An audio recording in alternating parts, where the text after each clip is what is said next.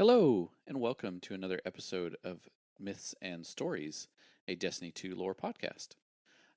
Today, we are continuing our lore readings from the Pale Heart items.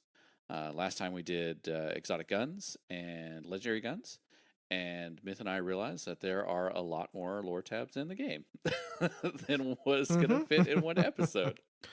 So today we're going to do armor, exotic armors, pale heart armor. There's a pale heart armor, right? Set, right? Yes. Yep. Okay. I thought I was crazy there for a second. Still not doing seasons or raid yet. We're gonna have separate episodes for those. But yeah, let's jump in. Yeah. So we are taking a look, starting with the exotics, and then working our way through legendaries. And similar to the weapons, um, these don't.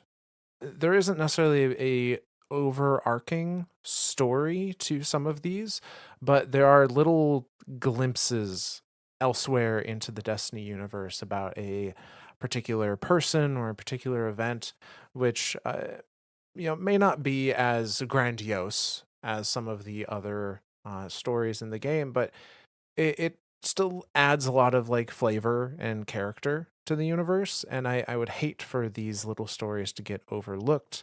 Because as we saw on things like the Ergo Sum or Ergo Sum, uh, there are some really there are some things that like have some pretty heavy implications depending on how you read Yeah. into it.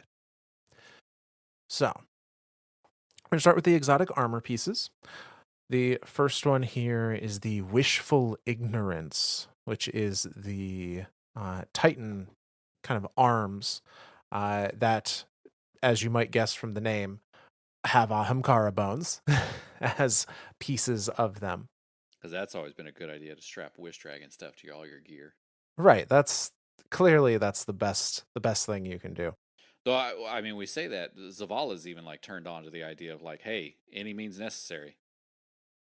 True. To be fair, that was in a like the alternative is the end of the universe. So you know. Yeah, yeah. Circumstances determine the warrantability. Yeah, yeah. But so wishful ignorance, the kind of flavor text on this one states, "My only wish is for this disrespect to end." And it's quoted by Ol Amaral, which is a name we have not seen before, or at least I did not find any mention of when doing searches for. But the lore card for this item goes like this. Complaint tablet to Ganeth. Tell Ganeth, Ol Amaral sends the following message. When you came to the city, you said to me, I will procure fine quality, pure Ahamkara bone for your armory. You then left, but you did not do what you promised. You put brittle bone chips before my ghost and said, if you want to take them, take them. But if you do not want to take them, go away. What do you take me for, that you treat me with such contempt? You who claim to be the mightiest of wish dragon hunters. You have withheld my glimmer from me in enemy territory. It is now up to you to restore it to me in full. Take notice that I will not accept any bone, fragment or otherwise, from you that is not of the promised quality or higher. Should you bring me this worthless dust again, I shall exercise against you my right of rejection, because you have treated me with such contempt. That's the end of that card. Sounds like we got Ahamkara black market going on here. Yeah, now we don't have a time period, so hard to know if this is perhaps back Oh, this during could be like like the during Great the hunts. Hunt. Yeah, yeah, yeah. Yeah. Or prior to that, or perhaps it is more modern day, and this is a like hunter of Ahamkara skeletons kind of thing. What's the Uh, what's the effect? on the armor? Sometimes that to me like kind of lends itself to like what is happening in the world Yeah, no, absolutely. Unfortunately, that is not on on the lore card. the lore I cards. Let always me I always get them. I always get them to Google something, and usually it's in the first 5 minutes. does seem that way. So let me dig up the effect. So the effect is Wish Dragon's Talons. It says gain an additional frenzied blade charge. That being the Strand Titan melee. Okay. Frenzied Blade and Flechette Storm briefly increase their damage with each strike. Pulses from Banner of War return melee energy based on number of allies healed. So I don't know if there's necessarily a No. clear connector there. In my mind, sometimes if the effect deals with more modern day, like this effect is dealing with Strand, and Strand is True. a more recently acquired ability set. So, like in my mind, this would be a more recent group of people. But you're right. Like the lore cards don't necessarily like what's on the item doesn't necessarily dictate time frame. So Yeah. yeah, it could be a reading from something else. Um, but yeah, So just a if nothing else, we can say, especially by this being a kind of newly discovered exotic, though maybe not newly manufactured, um, Ahamkara bones are still being used in Guardian armor. yep. And Still I widely prized and wanted. yeah, And again, like here, he's like, I want the best quality stuff. Like I don't want dust and bones and stuff, like dust and cracked chips and garbage. Like obviously, there's still, even with everything that is known about Aham cars, there's still a want and need for them. yeah, Need is a strong word. There's still a want for them.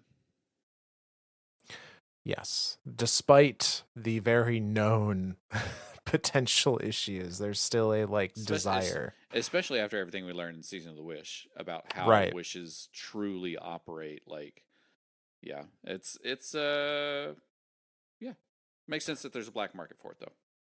Absolutely. So the next exotic we're going to go over again is Titan, is the hazardous propulsion, which is the chess piece that kind of spawns rockets when you use your class ability. And this one has a little bit of a tie-in with the season in a way because the lore card is from Failsafe's perspective, and gives us kind of the thought process that brought about the development of this exotic. And it's kind of cool. On the chess piece is like that same kind of spinning dial that Failsafe has. Uh, Oh, you get like a little mini failsafe in your chest. little mini Failsafe, yeah. Oh, Uh, but so this one has a flavor text that just says, "Warning: sudden explosions may occur." Uh, yeah. and the lore card, which again is from Failsafe's perspective, goes like this. This can't be right. They went inside the traveler?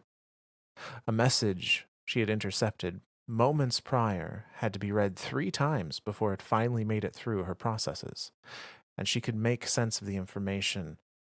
She had been so disconnected up till now. Her cooling fans whir in a sigh. She hasn't seen the captain since they stopped to deliver dawning cookies last year. They were still carefully stacked, untouched, a sugary cairn to the maintenance bay. They get to do all the cool stuff, she pouted. The fans hum louder in a sigh again, though she is careful not to expend too much of her reserved energy. Sometimes a few stray messages find their way into her inbox, and she peruses them when she remembers to check. But this one took the cake. All that fuss about the big mysterious ball in the sky, and now there they were, running around inside of it like some sort of playground. She wishes that she could see it too. I wouldn't take up too much space. All my processes are highly efficient, she says to herself. She considers the situation for a moment. Maybe there's a way for her to join them. I can be valuable, she mutters. A machine buzzes in a nearby room. and the 3D printer that had been dormant for years springs to life. With a surge of energy, she flips on her politeness filter, an uncomfortable feeling, as she pulls up old blueprints from her archives. What do Guardians care most about? The Traveler? Cookies? The last sit. Something catches her attention as it sweeps by. No, wait. She zooms in, enhances. Rockets. An excited buzz makes the ship's lights flicker as she processes a million disastrously fun ideas all at once. The arms of the printer move wildly. Rocket boots? Rocket arms. Rocket helmet. She pauses, fingers scratching at a pretend chin as she contemplates. Though a rocket helmet does seem hazardous to the captain's health. Chance of head injuries is frequent and likely. Failsafe spins through the records of other rocket-like blueprints while the printer's hands work overtime to keep up. Something gets bedazzled with old solar panel shards and is quickly discarded. Got it. Rocket armor. Surely the captain won't harm themselves with this. It's the perfect solution, she's sure. Just the right amount of danger and effectiveness. Surely the captain will appreciate this and request her presence on their mission inside the Traveler. The mission continues to point a variety of prototypes as she hums a tune she learned from Cade 6. She thinks about him sometimes. Maybe she would have made something like rockets for him, too. And that's the end of that card. Failsafe is rapidly becoming one of my favorite characters.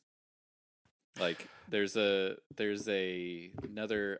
I think it's just a conversation she's having with Keitel, or maybe it's on one of these armor pieces, where like she puts up her what does she call it? Her politeness Politeness filter. filter? She Yeah. puts it up, and then Keitel's like, "We can speak freely," and she's like, "Oh, thank God." And it's like even she looks at Keitel and was like, "Do you like almost like this question of like, do you have a politeness filter?" And it's like, "No, that shit is a waste of time. Like, speak plainly, machine." And she's like, "Oh, thank God, somebody else who gets me." Um, but yeah, no, like obviously we have a time frame on this. Like, the Guardians are in the Traveler, and we'll speak a lot more on Failsafe during the season stuff, and what's going on there. But like, she's a very lonely AI on Nessus. Like, we really haven't had any reason to go to Nessus Yeah. except for dawning cookies. So the fact that they point that out in game, I love that. I love when Bungie points out like stuff that is going on that happens in game as like a call out to like, hey, go play on Nessus, guys. Like maybe run a strike or two. Like go say hi to Failsafe more often. Like it's that's a cute little nod to me from Bungie. But yeah, this idea of like rocket everything, which my first thought went to, well, you know, there is a glitch with Two-Tailed Fox right now that got me giddy as a fucking schoolgirl. Like I was losing my mind when I learned about this. Um, so yeah, rocket. I like a good rocket. I could rocket helm though seems. I rocket boots. Yes, I'm on board with this. Rocket arms. Yeah, I could do a rocket punch. I could see that being a Titan thing. Um, Rocket helm just does not seem safe at Yes. all. Slightly ill advised, yeah. Yeah. But yeah, I love that. I love that she just kind of spins this up and is like, "Okay, 3D printer, go!" Like, yeah, I like this one. Yeah. So even before the season had technically started, Failsafe was like, well, I want to help. Yeah, I want to do the thing. I'm Uh useful. yeah. So that one's kind of fun. But yeah, so we move on to the hunter exotics now. The first is the chess piece, Gifted Conviction. And this is a discussion primarily between Ikora and Mithrax. And the flavor text for this is a quote from Ikora that just is perfection is overvalued. And the lore card for it goes like this. The helm is quiet, save for a few robotic sentries monitoring the systems close by. The tablet in Ikora's grasp beeps in response to her touch, and a set of projections appears before her. She searches through the information on the soul divisive, models, weaknesses, radiolaria research, even hidden specific analyses of their habitats and types. She glides her index finger across the screen until she finds a recording of a troop of goblins being felled by a guardian.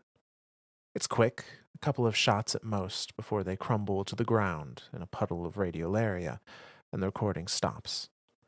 The dim eye of the broken Vex catches her attention, and she becomes so lost in contemplation that she barely hears another enter the room. Turns, she turns her head. Mithrax, Ikora acknowledges with a small nod.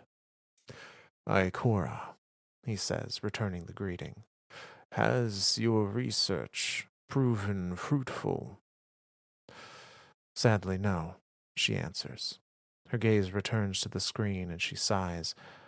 I have spent hours investigating the factions most likely to support the witness, but it all just feels like a distraction, like they're fodder for its end goal. Mithrax hums in agreement, his attention on the Vex goblin she'd previously been transfixed by. Why would the Soul Divisive consider throwing themselves into the line of fire for something like the final shape? She asks. Maybe they simply have faith, Mithrax provided. Faith.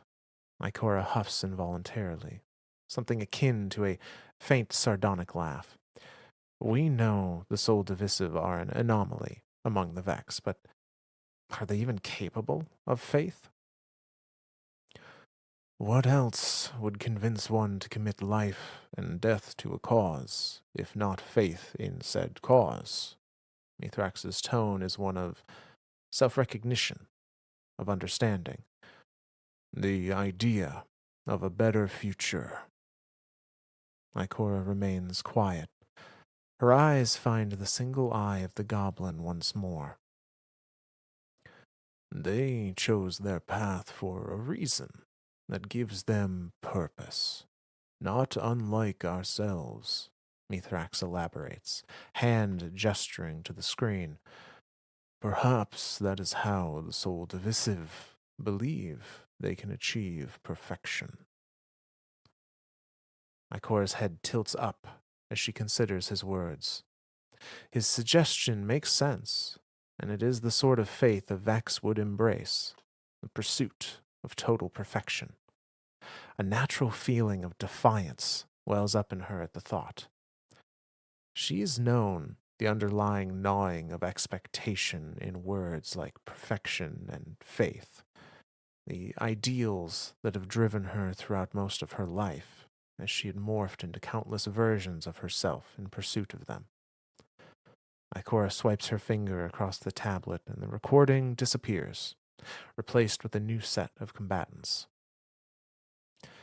Well, it's never too late to reevaluate your faith, she says. And that's the end of that one. That's an interesting final line from her. It is. I think maybe it's a moment of self-reflection Yeah, on her part.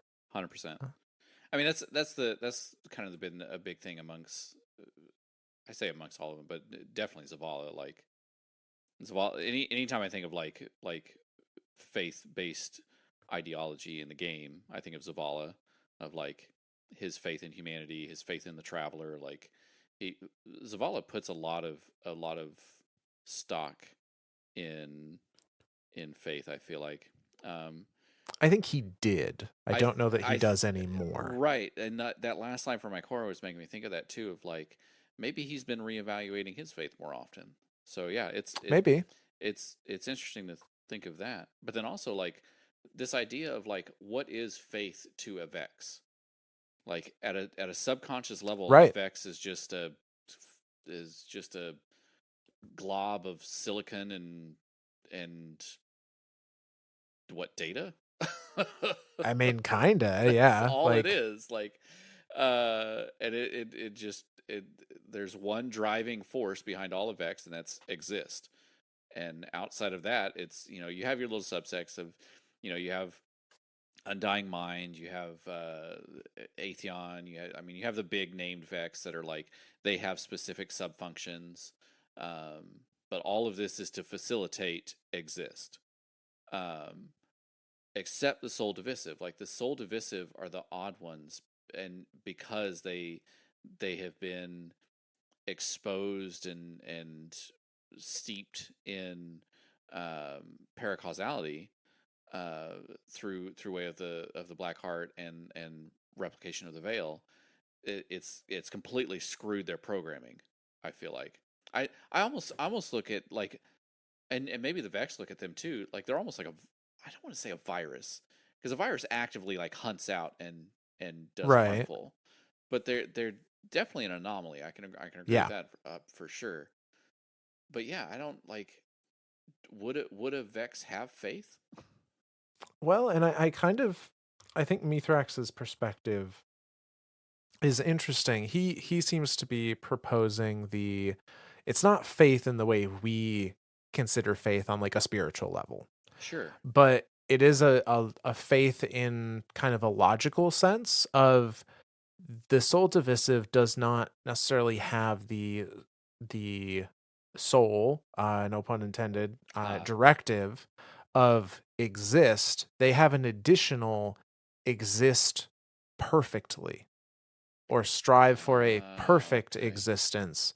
And for one reason or another, they have been led to believe or calculate that that perfection is achieved via the final shape. Right.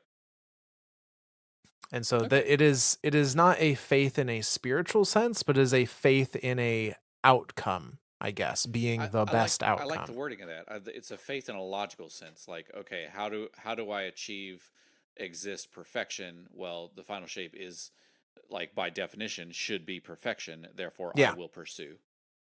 Okay. Yeah. Yeah. I like that. I like that a lot. Yeah.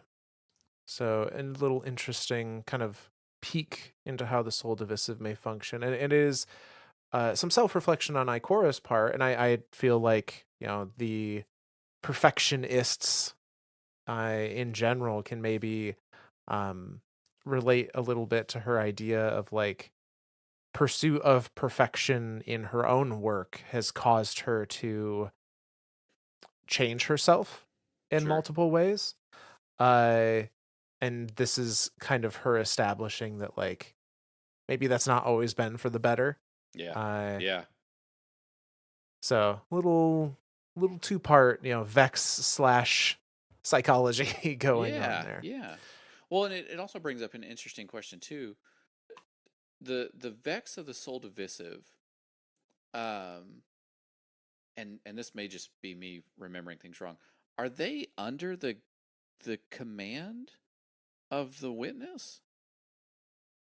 I don't know if it's I guess don't know the exact structure of that. I don't know if it's like the witness is literally giving them commands and they are following them in some fashion, Because or that was if my understanding of like that whole mission where we went in to get right deterministic chaos, and then like the Taken started pouring in. It's like, oh well, somebody's trying to wipe the programming here, and their way of doing it is putting is the literally Taken destroying destroying the everything. Yeah, yeah, yeah, yeah. yeah, exactly. So I didn't know if they were fully under command there or whatnot.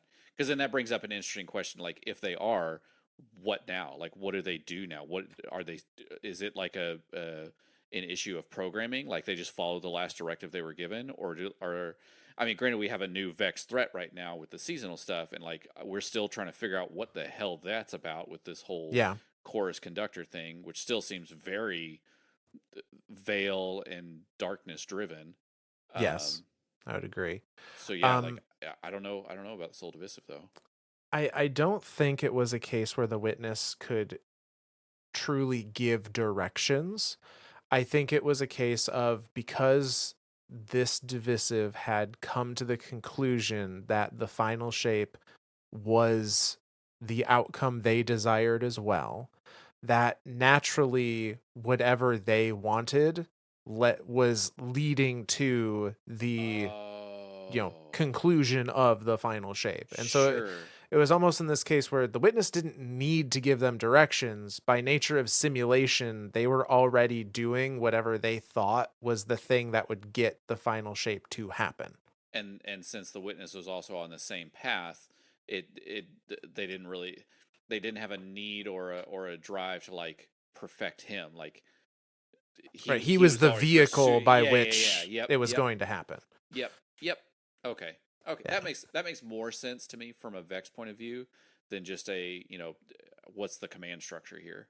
Right. And that would also make sense as to why the witness would have to send Taken to quote unquote wipe the data from the soul divisive, because the soul divisive, although they want the final shape, they are also like encoded for self-preservation. They're never Right. going to destroy themselves. Right. So he can't be like, "Hey, you're carrying around this data now. Please delete." And there no, like No, there's that's not not even what they a do. not even an inkling of thing. It all that stuff gets stored somewhere. Like they Yeah. always the Vex are just the biggest computer ever to be invented, and every piece of data they gather is another piece of the puzzle. Yeah. So I think that was one of those instances where even though they kind of have the same goal, he had to take action to forcibly try and delete that data via the Taken. Gotcha. Uh, but so we continue on. Speaking of the Veil and conductor and chorus and all that fun stuff, the next hunter exotic, which is the balance of power, is talking about Maya Sundaresh and Chioma Essie, her wife, to a degree as well. It's a conversation between the two that happened in the midst of Maya's experimentations with the veil on early Neomuna. If you haven't already listened to like the veil containment stuff, either in game or our episode, doing so is going to make this lore card make a lot more sense as far as like where it slots into things. But this is a conversation between Maya and Chioma. The flavor text in it is in my mind, I hear it whisper, "Come and see." And the lore card attached to it goes like this: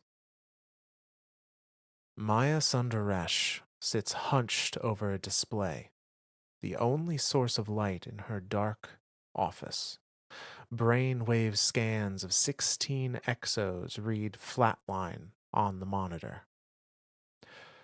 How is Dr. Ardhai? She asks into an open mic. Dead. Chioma Essie's voice is a hoarse whisper. Maya switches to the security cam in veil containment and sees her wife kneeling on the catwalk over Dr. Ardhai's body. A procession of dead exos are slumped over the railing to Chioma's left and right. Maya tabs away to study a bar graph. Neuropathy reports show a spike in activity in the prefrontal cortex and hippocampus in the moments before brain death, Maya reports, eliciting a shaky sigh from Chioma over the comms before she continues her analysis. The spikes plateaued for 1/5 of a second, which may indicate a receptor error.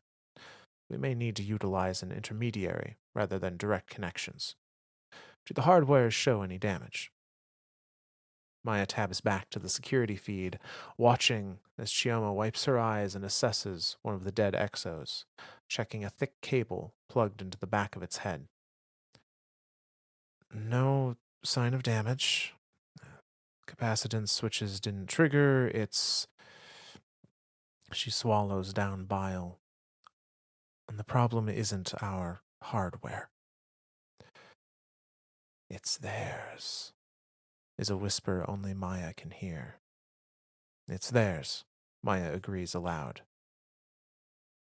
I think we need to stop, Chioma finds the strength to admit. Reassess our findings, resume analysis of the initial electromagnetic anomaly before contact. We can't keep shoveling coal into the furnace, Maya suggests as she leans back into her chair. Chioma is too taken aback by the casual disregard to loss of life to reply. You're right, Maya continues. But we're not stopping. We're reorientating. The veil is the future of humanity. And for a moment, neither woman says anything. There's only the hum of electronics in a darkened room to fill Maya's senses. That and a static hiss at the back of her mind. The veil is dangerous, Shioma asserts, her voice tinged with a tremor of emotion. Fear of losing the woman she loves keeps her from pushing harder as they stand on the edge of moral precipice together. It is, the voice whispers. It is, Maya agrees aloud. We must treat it with caution, respect, and also reverence. A thought crystallizes in her mind. We must treat it like a knife. And that's the end of that one. Oh shit. Oh fuck. It's evil Sundaresh. This is confirmed several things, obviously. Like that phrasing, and we're gonna have again more the raid episode that we do is gonna cover this more.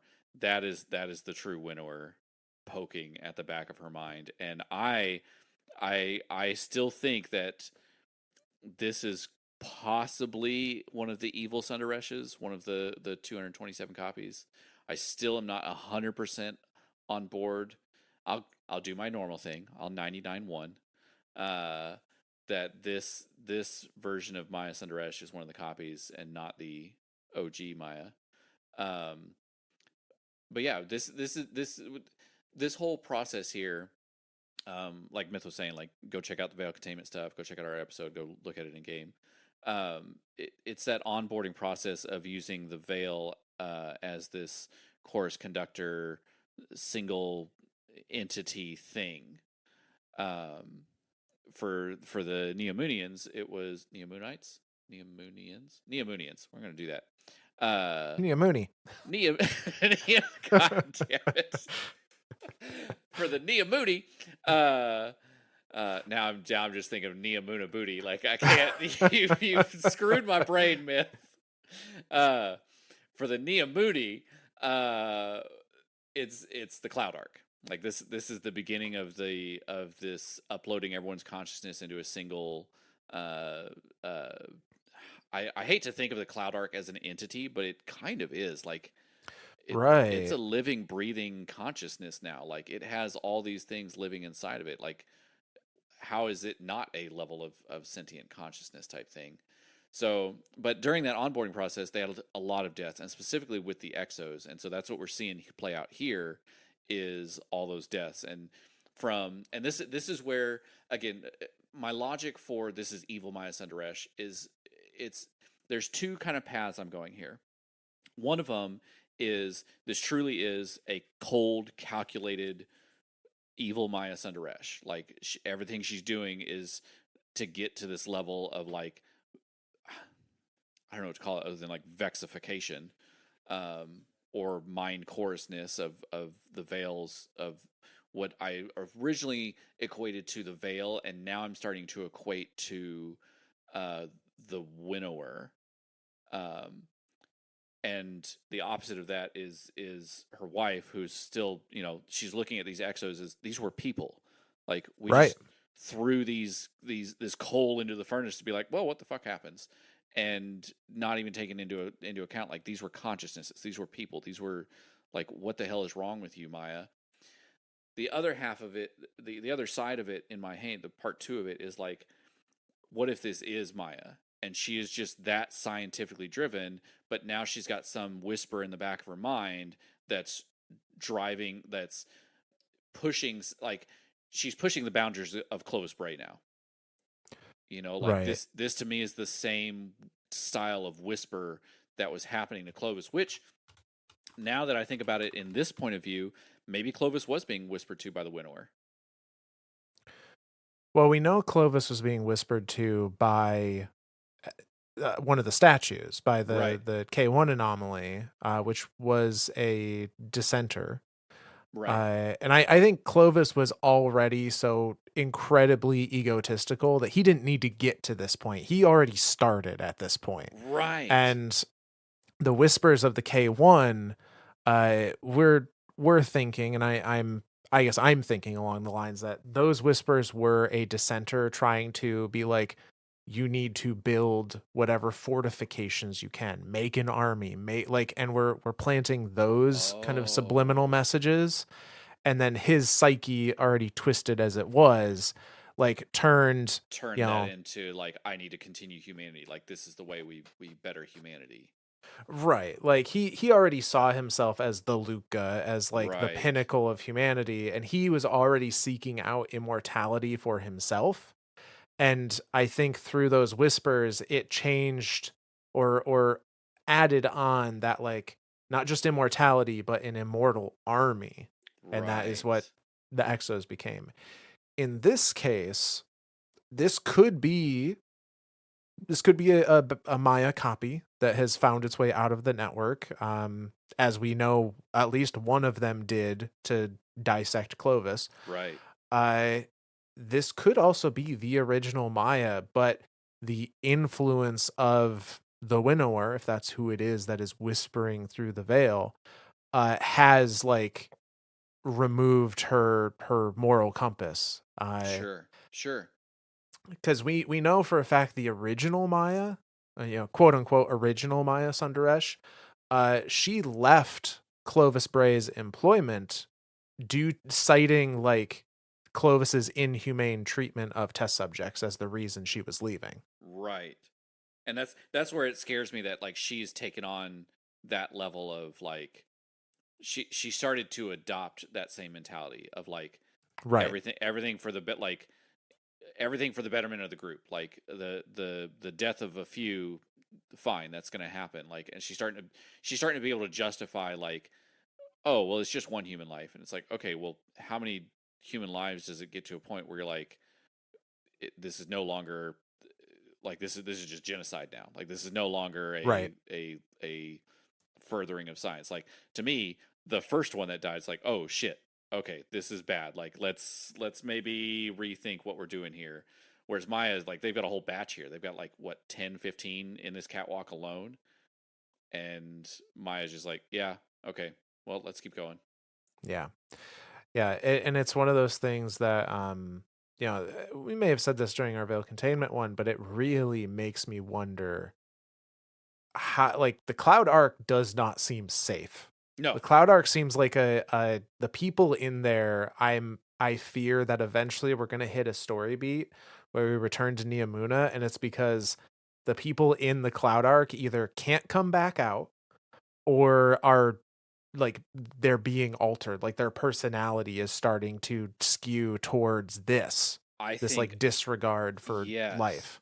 I think it's more of that. I think it's once they start becoming this chorus conductor thing, they're becoming more witness than Yes. anything. And that's the problem is again because I look at the Cloud Arc again as a uh, I don't know how to describe it, but the Cloud Arc itself is a witness.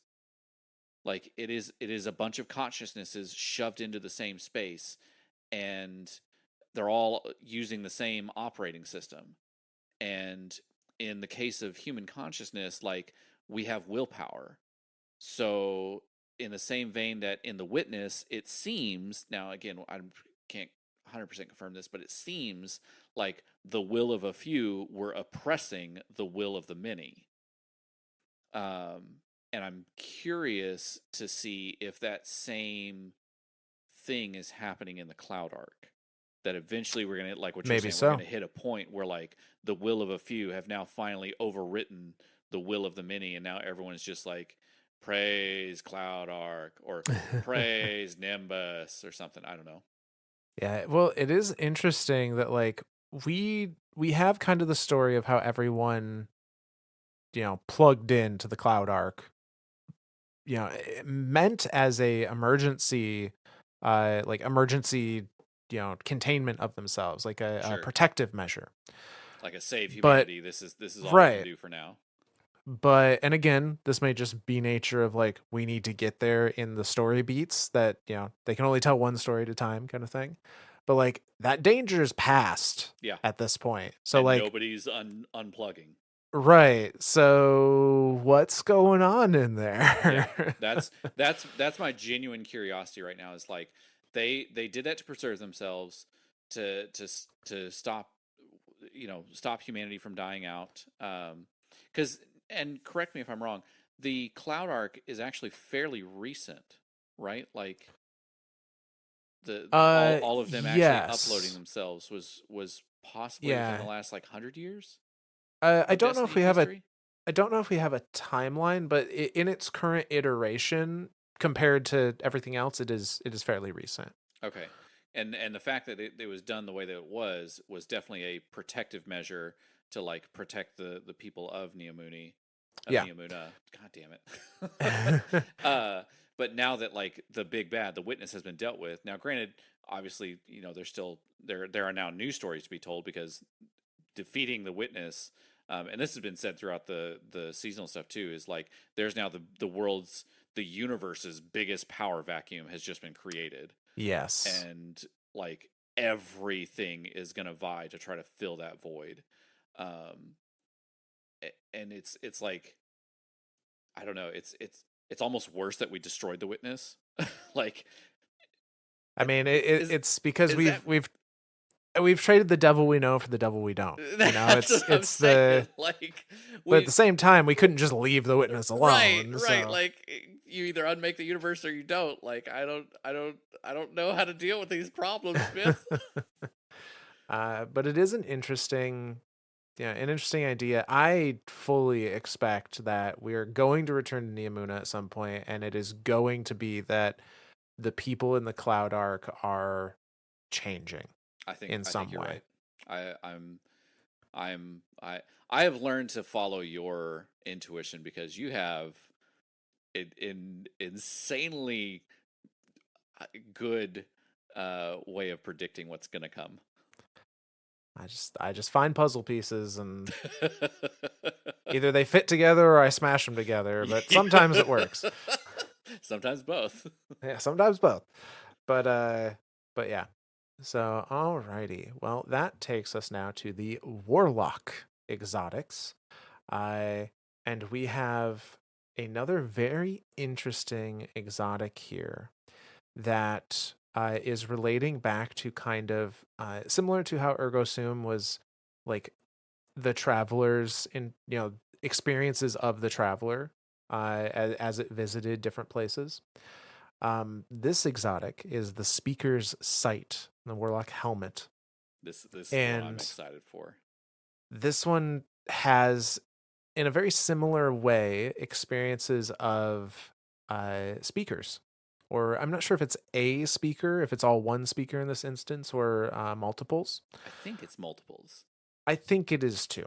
The only thing that makes me wonder is the very last line, but we'll go through it and discuss. So the flavor text for this says, "To its speakers, the traveler gives dreams and little more." And the lore card goes like this: "I dream of a star hung low in the sky, brilliant, refractive, astigmatic. In green twilight it was clear, in golden sunrise it was aloof. Through day and night it keeps me company, and from dream to dream it is there. No matter the sky, no matter indoors or outdoors, in the heart of a deep subterranean compound, the star twinkles in the ventilation ducts. I always know where I am going. I dream of a weary wolf with kind eyes, a mother with pups behind her. She knows I am no threat, but I keep respectful distance anyway. Manners are not a suggestion. She does not speak. I dream of sunset over and over. I dream of spears.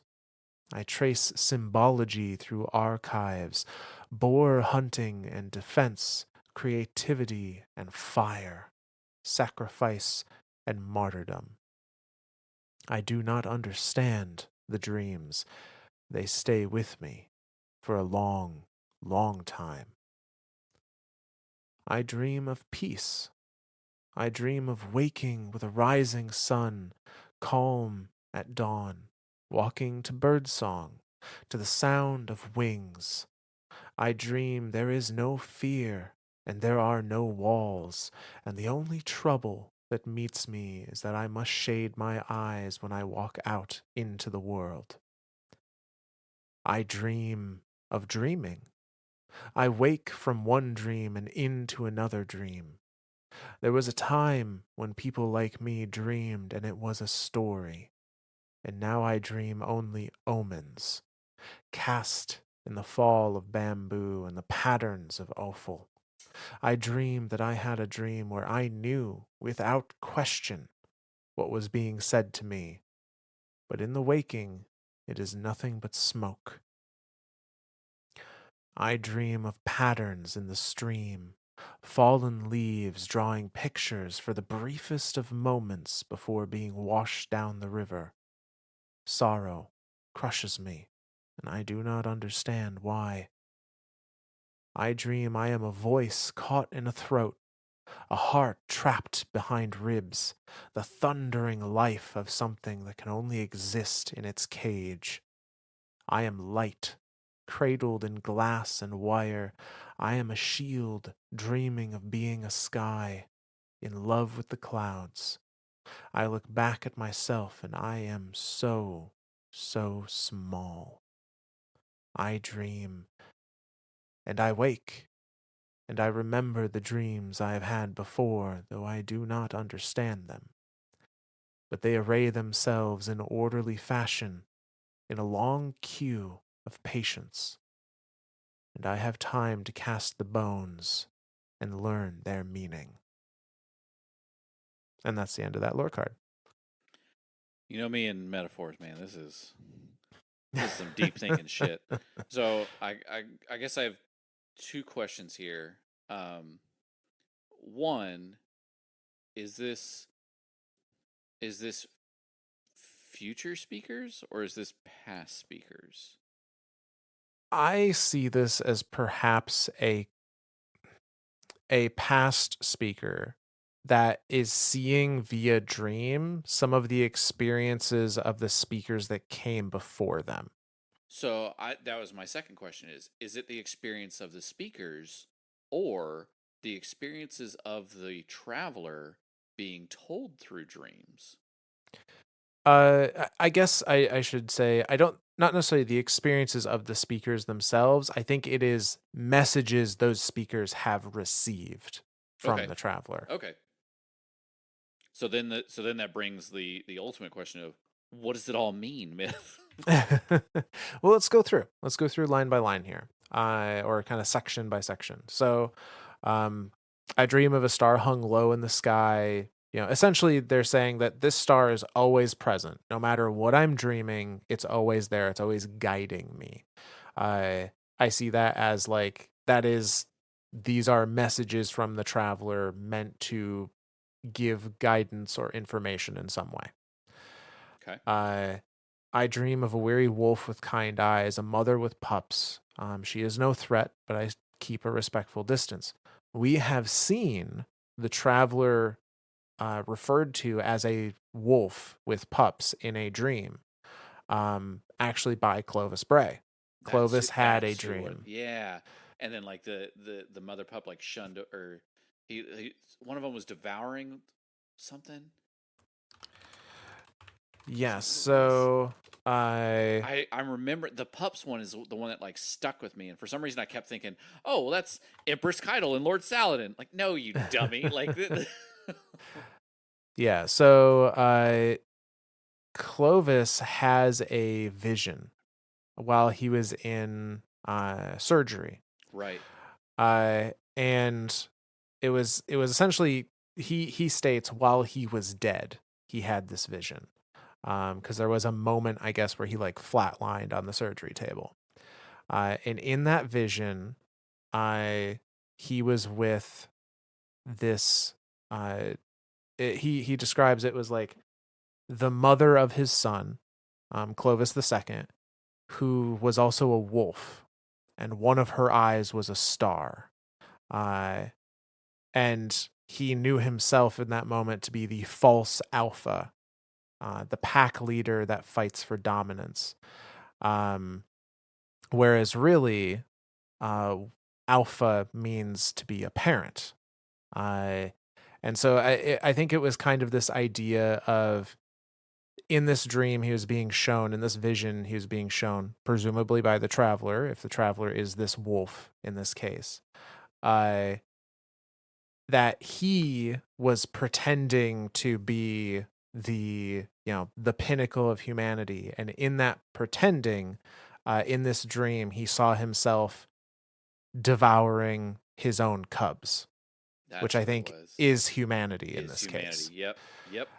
And I think this is the traveler giving him this vision of like, the traveler considers humanity their children in a way, and Clovis is attempting to be the god of these children, but really his actions are going to lead to their downfall.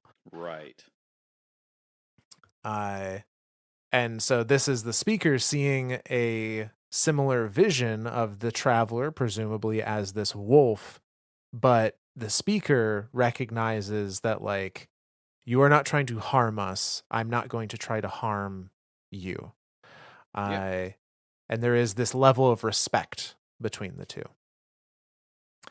The next one, that I dream of sunset over and over. I think those are the various collapses that Of like the like the different. whirlwind Yeah. and Yeah. the Yeah. downfall of the Ecumene. Ammonite and Ecumene. Yeah, Yep. I All of think that. it's all the destruction, all the civilizations that experienced a sunset that the traveler fled from or tried to uplift and failed to do so. Yep. I dream of spears. I mean, we've seen that before. Yep. Yep. This straight from Unveiling, according to the author of Unveiling, which we think is the winnower, they say the ideology of the gardener is for the world to be a city of grace ringed in spears, Yep. uh, where it can defend itself, but it does not need to defend itself from within. Like Right. there is acceptance within and defense from outside harmful actors. I And that one in particular, it says that stays with me for a long, long time. Like if that is the overall a symbology of the overall goal of the gardener, like then that is one of the ones that really sticks. I mean, that's just like that's like I want to say that's just an overall goal of just existence, right? Like if you can truly trust and accept everyone around you to where, but I guess it's a double-edged sword, right? Like how do you consider who is part of your, inner circle, put that in quotations, part of the city, and who should be defended against? Like that's a hard one. Yeah, it is a very ideological view Yeah, on what a society could become. absolutely. The next one, I dream of peace. I dream of walking with a rising sun, birds singing. There is no fear. There are no walls. There is no trouble that meets me. And I think like that is the gardener's end goal. Like Yeah. an end to all conflict. Like there will be no external harmful things that you have to worry about. It will just be live in this peaceful place. That's another hard ideological thing. Like a utopia is I mean, Right. it's this, I don't want to say a utopia is an impossibility, but I feel like it is. I mean, it is a certainly not something we have ever seen anything come close to. I mean, the witnesses people lived that way for eons, and it drove them insane. Well, we don't necessarily know. Like, there were factions within the Witnesses people. Oh, Like, sure, there sure, was sure. still unrest. There was From still Enteleki, that's right. disagreement. Yeah, yeah, yeah. So even they did not have a utopia per se. Yeah. I don't But I don't know. I don't think a utopia can truly exist. yeah. But the next one, it is something that the traveler at least strives to see happen and thinks is possible. Sure. So the next one, I dream of dreaming. I wake from one dream into another.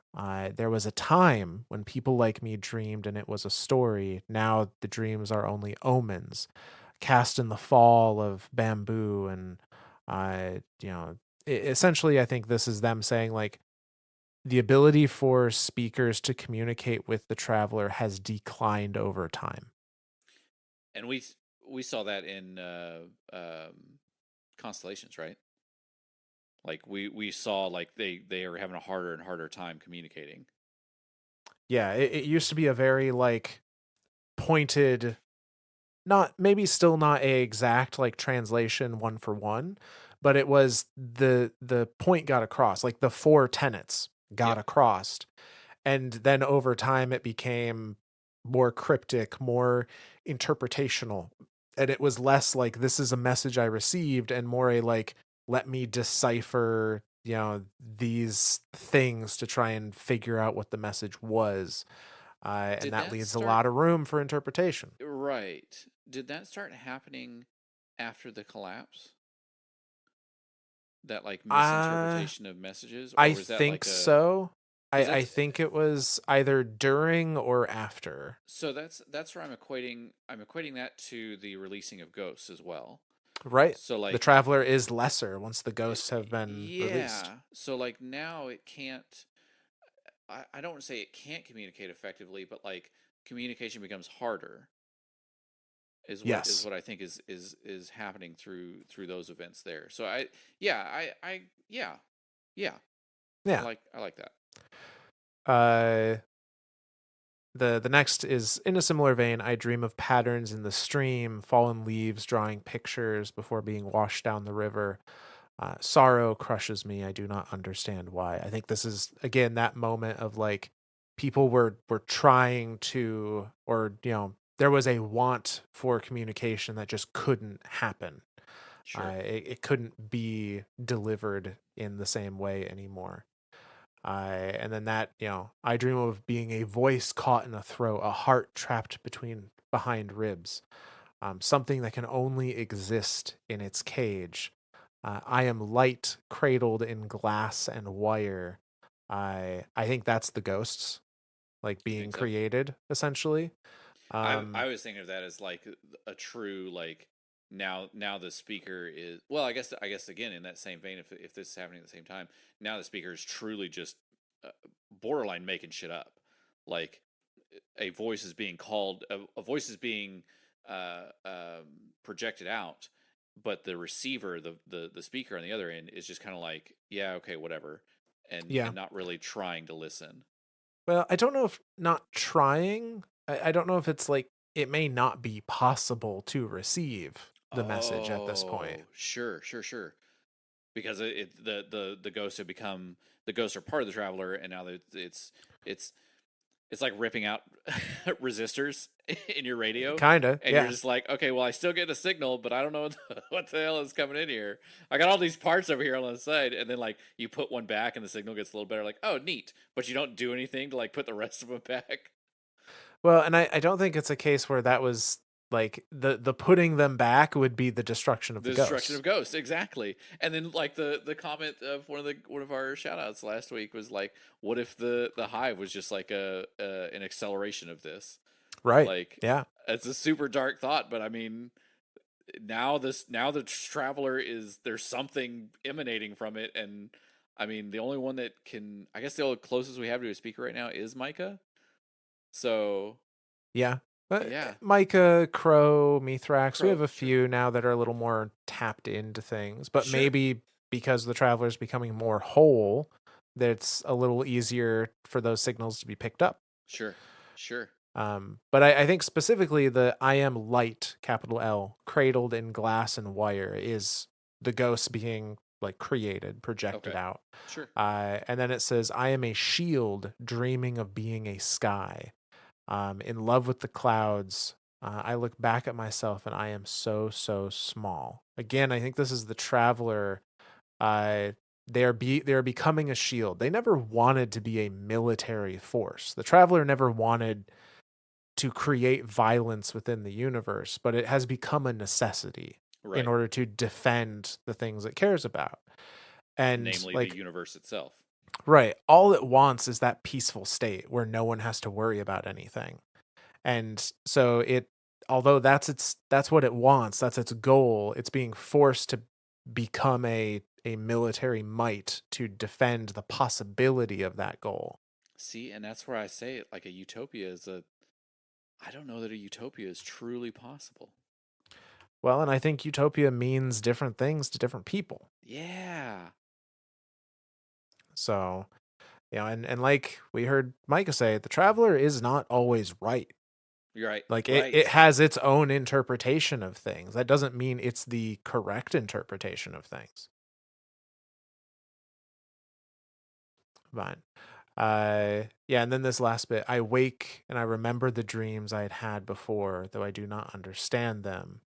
They array themselves in orderly fashion in a long queue of patience. So I think this is where I'm taking the like this particular speaker has awoken and remembers all of these various dreams that the previous speakers have had in the order at which they've happened, Sure. and they are now like putting them down in record somewhere, and that's That's what I was what thinking we of see too. here.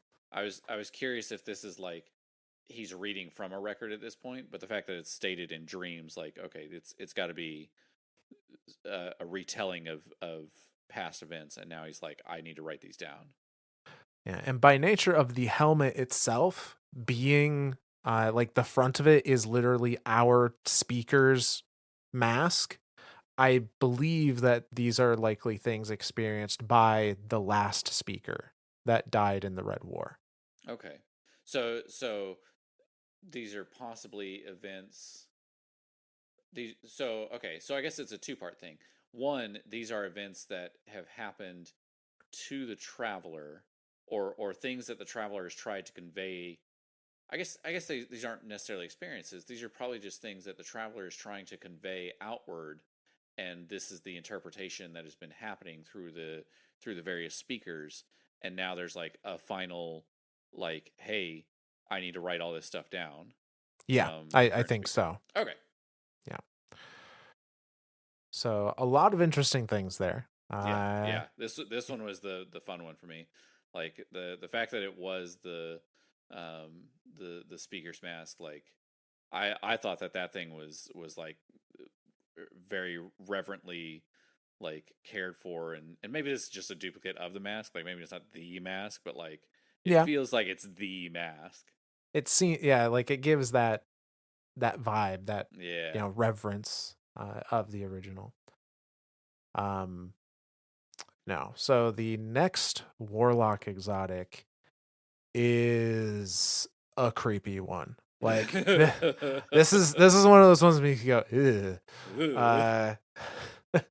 Ugh. So say I had to look up the pronunciation of this, but it is Meteodoxia, doxia, excuse me. It's a Greek word. I still probably murdered the pronunciation, so apologies. But it roughly translates to vanity in English. Okay. Uh, and this is a description from the witness's point of view, um, Ooh. of what they're doing in the Traveler. I Oh God. Oh God. so the flavor text for this one says, "The moment when wings and limbs are held in tenter hooks, and the pin enters the thorax." Oh Speaking God. Oh speaking God. of people that the pinning of like insects Yeah. on Yep. collection boards and things. That was the image that I got there. Or So the image of Clovis Bray being sprayed out. yeah, Sprayed out. Nope. yeah. Nope. This is gonna be a bad one, Uh, Myth. I'm gonna be creeped out. Go well, ahead. buckle up. Yep. So, here is the lore card for this one. It goes like this. The witness has made an old friend of darkness. It knows intimately the language of warp and weft, how to weave a spider silk notion or slip a needle of intrusive thought into the fabric of another's mind. In its hands, the light should be alien and inelegant, the hammer and chisel so unlike its customary tools. But though the witness has never wielded the light like this before, parts of it recall a time when they made the gardener's tools their own. But now that power is not freely given. Now every stroke of the chisel is accompanied by a distant wail, a minor annoyance at most. The raw material is mediocre, but a true artist can paint on any canvas. The witness has far more vision than the feckless sphere it has superseded. A painin to our final work. It works in broad strokes first, cuts away the excess, peels back the integument, and lays bare the shivering raw meat of it. In it, the witness sees a glimpse of the sculpture trapped inside, waiting to be freed by its hand. One assistant places the pins, another wipes the effluvia. A form to teach our enemies fear, a shadow they will dread. The rough grows restless. It thrashes, threatening to upset the delicate work done so far. The witness spares a sharp, quelling look, and it stills. Nothing may distract the auteur from its work. Onward it refines the form, tearing wings of muscle away from bone, carving down, down, until exposed marrow steams in the cold air. Its tempo increases, its motions grow sharper, until it is slashing wildly at its canvas. Its assistants tremble. They do not see that its expression is frozen in absolute serenity. It is as calm and clear eyed as it has ever been, discarding yards of still living tripe to reveal perfection. That's the end of that one. Nope. Nope. Nope. Nope. Big old bags of nope. Nope. We're just gonna skip that one. Next card, please. No. so This one. It's funny. Like the towards the end there, like I started getting vibes of an anime that. See, now this is where like I even contradict myself here of like the creepiness here is like I can't deal with it, but then I like odd obscure things like this. There's an anime called Psychopaths, and the whole thing about it is like the city has created this system to where like it can read the psyche of a person and judge their hue color, and based on that they can determine if somebody's going to be a criminal or not. And so they like the system itself is actively going forward to try to like stop criminals. And so it's again trying to build this utopia level society, but then there are people who are I can't remember what the name for them is, but basically like they are convinced that they are doing the right thing, so on a subconscious level that like they have no hue color. So like there's one scene where the main bad guy, he's like slitting the throat of this girl, who's the best friend of the detective, and the civil system won't acknowledge him. Like it's like the guy doesn't even exist, and so like she can't stop him from doing it because the detective is so reliant on the technology around her that's shaped her way of life, that she can't even like stop this guy from committing a crime. So yeah, but then like there's a whole another section of it of like there's this fluid that like turns human body into plastic, that turns human like organic material into plastic, and so they start dissecting and cutting up living people and arranging them in art, um, artistic fashion sculptures throughout the city hidden underneath holograms. And so then like when somebody trips over the hologram, they realize, oh, that's a neat statue. And they're like, huh, that looks really real. And like they're so disillusioned from society that they don't even realize like that's a person in there. Like it's fucking creepy myth. But that's what this whole thing made me think of was like the witness is so convinced it is doing the right thing that it doesn't even see the destruction it is rotting around it. Like it's God, it's so messed up. It's messed up, myth. It is, and it's one of those things where it's like we don't know how much of this card is metaphor Right. and how much of it is some semblance of like What is actually truth. happening? Yeah. Like, because I guess even in the raid and after, we don't exactly know like what the witness was doing in that spire. Like, we never saw it enacting Right. its work. the two the two images that I can remember, one is during some of like the teaser footage of where like he's kind of sitting in a space and he's like his hands are like moving about and stuff, and like then the pulse comes out from the and I think that's true here. The pulse comes out from the traveler, and that's Yeah. like it's struggling. And then we see it actually throughout the game, throughout the story. There's little instances of like the feather on the ground of like the Spider-Man looking darkness stuff that like creeps up it and like takes over it in this weird, creepy Venom Spider-Man blackness that's overtaking it. And I take that to be like luster and darkness. And we see it again when Zavala is trying to be told.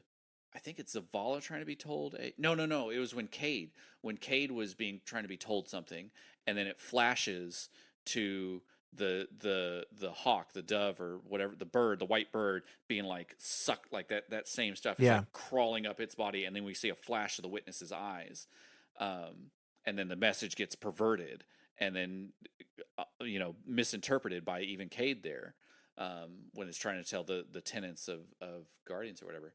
So yeah, I think some of this might be literal. Like this is actually happening in that spire. Or is at the very least inducing this amount of like pain and Yeah. it is the equivalent of being carved into. I think Being Kate even dissected says at some alive point like the witness is digging around in the in its traveler's guts. guts. Yeah. Yeah. And again, the I think that's the big thing to be taken away from here is like it the traveler isn't dead or even like sedated while this is happening. Like this is like a live surgery being performed on like a person who's alive, who's screaming Mhm. out like, "Hey, stop cutting into me!" And the surgeon is just like, "Hey, shut up," and just keeps going. Like it's uh, uh, I don't like it, man. uh so yeah, needless to say, witness yeah, is pretty messed Witness up. bad. Pretty messed up. Uh but yeah. So, that brings us then to the um much debated for other reasons exotic class items for the various classes. And each Ooh. of these has an interesting card from a quote unquote unknown member of that particular class. Uh, so we're going to start with the Titan class item. This is called Stoicism, which Stoicism is the endurance of pain or hardship without complaint. So the ability to endure hardship without, you know, without drawing issue with it or vocalizing, having, you know, having a hard time with it. And the flavor text for this says, "We are the final stand, the fortress in the storm." And the lore card for it goes like this: "I am not one to navel gaze. That is better suited to the mystics and so called philosophers who are ill at ease with the quiet absence of war. No offense to the late speaker of our fair city, but I have come to view any person with big ideas with suspicion. Many think you are a big idea because they do not understand you. Not long ago, I fought alongside an Elixni and a Cabal, both capable and proud warriors. We were on Neptune, and as I scanned the aftermath of the battle, I thought of home. Somehow, light years and galaxies from where they had been born, these two had become my comrades. They fought with an intensity warriors exert when defending their home. We aren't the meaning of the universe or the meaning of life, are you? I don't pretend to know your intentions. It's not my business. But I feel it has to do with home. I just feel it, the way you stand guard over us. And that is what you're doing, that you know the importance of home. Hell, one day you might decide to leave for good, but I would still like to believe that at least for a little while, this was your home too. That's the end of that card. Definitely speaking to the traveler. Yes, It feels absolutely. like this is. I truly think that this, again, for better or worse, this is the last place, bastion, stand, home, whatever you want to call it, for the traveler. Whatever it is about the soul system, I say whatever it is. It again, it could have truly just been like this was the most recent thing that it got to, and it's just like fuck it, we're gonna take a leap of faith and we're gonna try this ghost thing. I don't know if it's gonna work. We'll see what happens. Like at least I'll be dormant and I won't be chased for a couple centuries, millennia. Um, so yeah, it's I like to think of humanity, of the soul system, as like the new home for again all these races. Like Yeah, the Elixni, clearly, like we may see them try to retake Reese someday, but I don't know if Reese is like too far gone type thing. Like is right. Reese was turned into a war moon and now has that been destroyed or whatever. Tor Bottle, like Keitel wants to go, but even there's a line from Zavala. I think it's another one of those like random lines that are set around the Pale Heart, where when you're collecting chests and stuff, where he's like, um, he tells kind of like you could stay, like it it it it would be very happy. He'd be very happy, and it would be a very pleasant place if Keitel stayed. And that's where I think like there's something going on there. Like maybe it is just like a warrior respect, and maybe I'm reading too much into it because I want a good love story, but the fact that even Keitel's like no, like honor doesn't allow me to do that. Like she has to go back and retake Tor Bottle and defend it because of the way her people are. But there's also the other sentiment of like, well, why not forget about it? Like you've made a good home here for your people. Like we're everyone seems to be uh, um, prospering and surviving plenty fine, and everyone's kind of happy. Like why mess up a good thing? Like Yeah. so yeah, I don't know. It's odd for me to think that the soul system is like the last, because then there's that idea of like of episode 3 where it's like we might take the dreadnought into space and be the navigator and like fly away. Like I don't know. Right. Yeah. I no, it is it's intriguing to see the various kind of the traveler's ultimate goal of this like harmony is coming to fruition in some small way Sure. by nature of these races, you know, kind of all fighting I've for their never perceived I've never even home. really thought of it from that point of view of like this idea of harmony amongst five different four three. How many are there? Hive and Vex don't count. We're Yeah, they just don't count. they don't count. So we're three. Uh, Well, the yeah, hive don't count yet, but yeah. God damn it. man, That's like Zavala. Luzaku has her way. Oh shit. Oh Like that's shit. that's her whole thing, right? Is she We wants might to have a be in level of harmony under harmony the with the light. hive. Oh my Yeah. god. I totally forgot about Lazaku. Oh my God. Okay, so maybe the hive do count. Fuck. Lucent hive. There. Let's clarify. Lucent Sure. hive. Yeah. The scarlet hive, no, they're bad. Regular hive, they're bad too. Lucent hive. There we go. There's always some faction within each race that's like this is the. I mean, that's so true too. Like you look at the Elixni, like House Dusk, no, bad. House Salvation, bad. Like House of Light. There we go. There's some Elixni I can get behind. Yeah.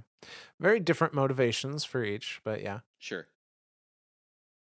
God, that's an interesting thought though, to live in harmony with the hive. Like, Hey, it's happened with races that, again, we never thought would happen. right. So Like, you never holy know. shit.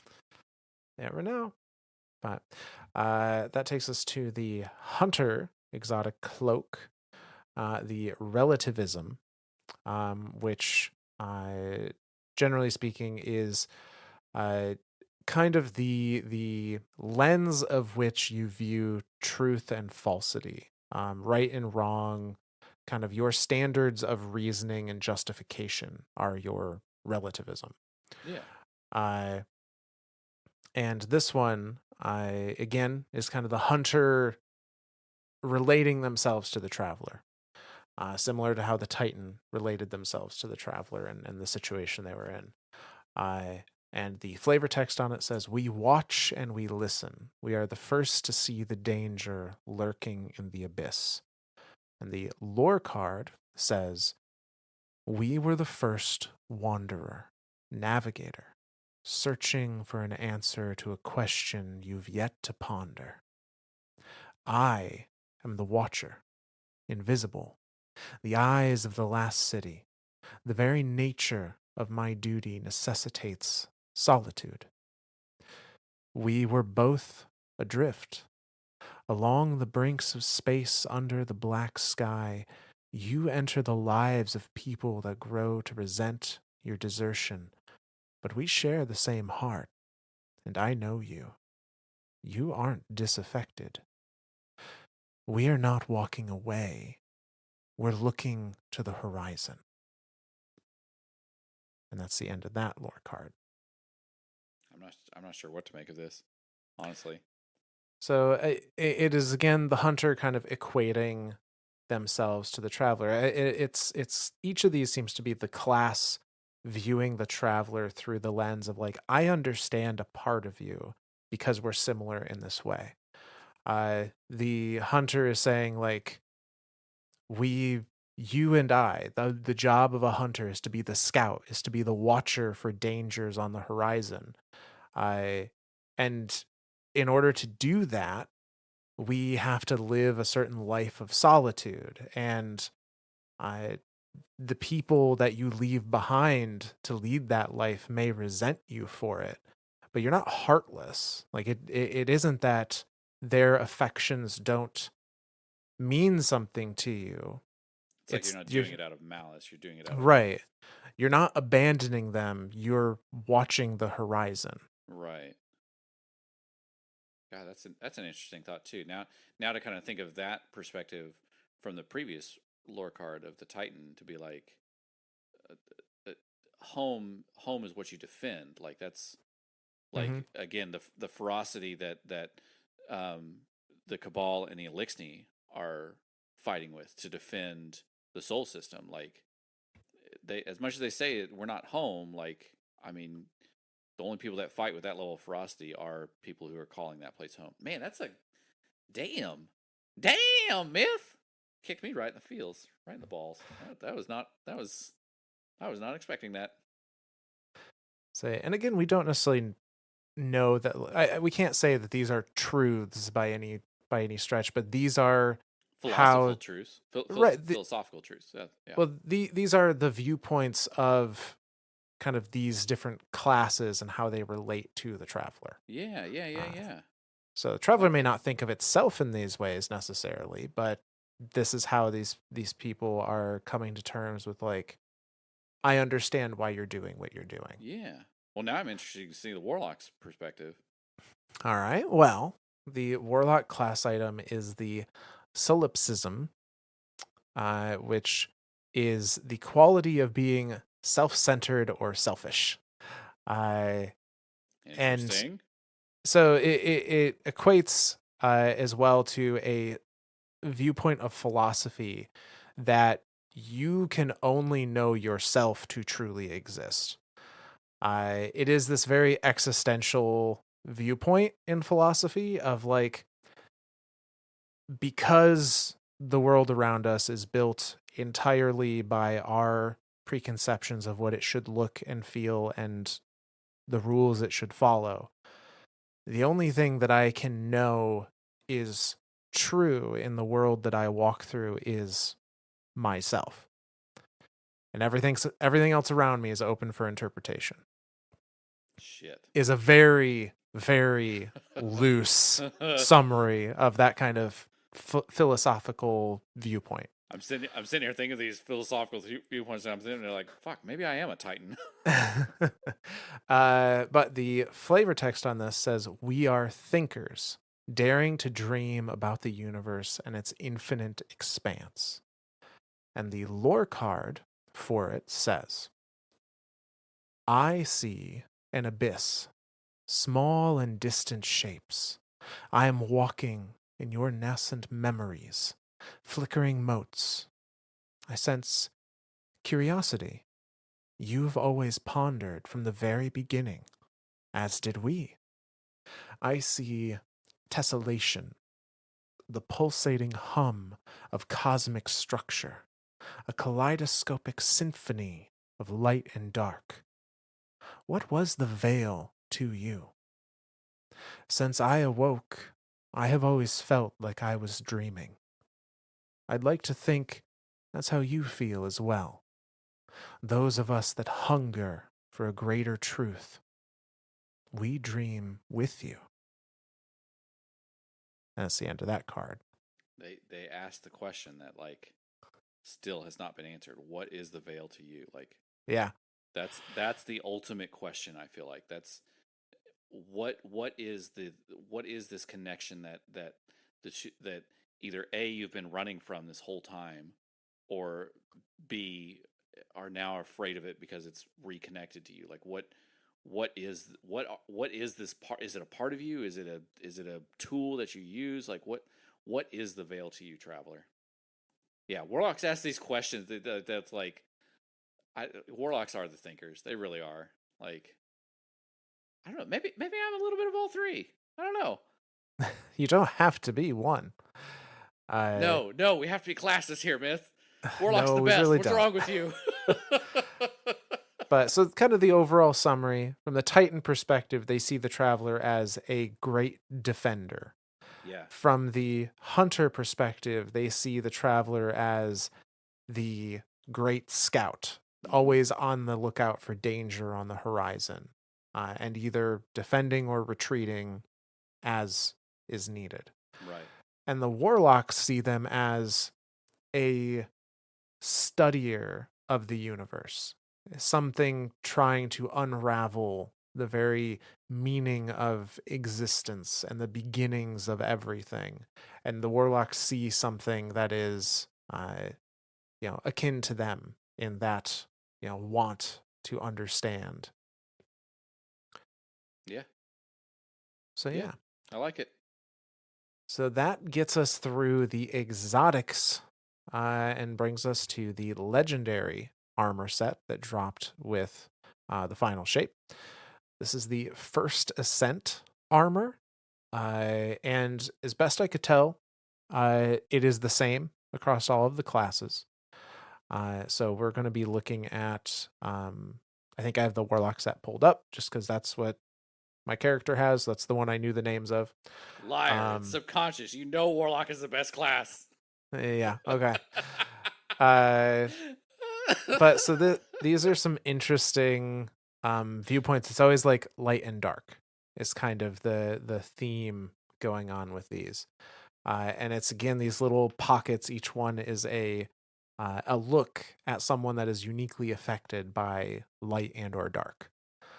Um, so the first one we're going to look at is the helmet, the first ascent hood in this case.